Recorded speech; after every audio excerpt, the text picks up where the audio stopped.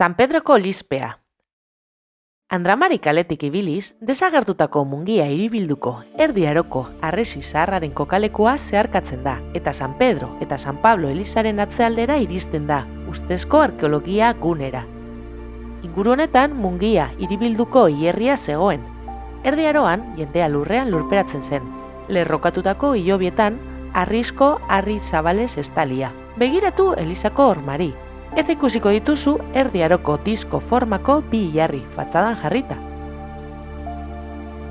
Orain, sartu San Pedroko elizpera. Erdi Aroko atea ojiba erakoa da eta lerro xumeak dituen tenplurako sarbidea ematen du. Gerra zibilean, milizianoek atzera egitean tenplua suntzitu egin zuten.